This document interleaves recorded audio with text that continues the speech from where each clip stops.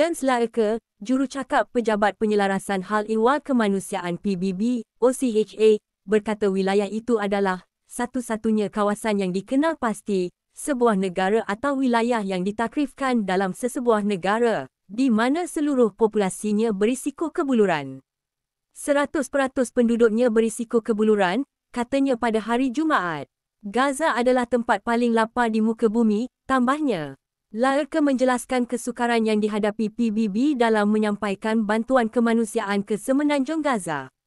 Sebanyak 900 buah truk bantuan kemanusiaan telah dibenarkan oleh Israel untuk memasuki wilayah tersebut sejak sekatan dikurangkan sebahagiannya, namun setakat ini hanya 600 buah truk yang berjaya dipunggah di bahagian sempadan Gaza, dan hanya sebahagian kecil daripada penghantaran itu telah dapat diagihkan di dalam wilayah tersebut kerana faktor keselamatan, katanya. Laerke berkata misi menyampaikan bantuan itu berada dalam kekangan operasi yang menjadikannya antara operasi bantuan paling dihalang, bukan sahaja di dunia hari ini, tetapi juga dalam sejarah moden.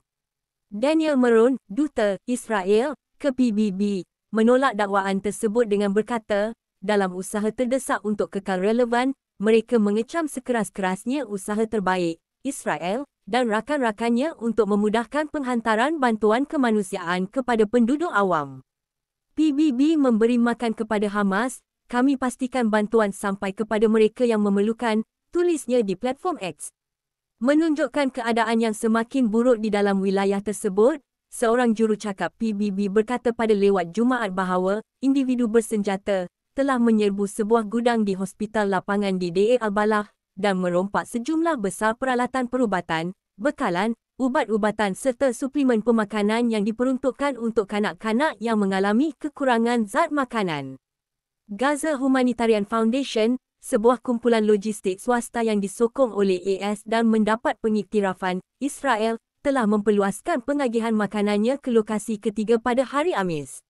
Laerke berkata dengan memaksa orang ramai datang mengambil bantuan berbanding menghantarnya terus ke lokasi mereka, mereka menjadi sasaran perompak sebaik sahaja meninggalkan kawasan itu. Keadaan ini amat terdesak, tragik, mengecewakan dan sangat tidak berperi kemanusiaan, katanya.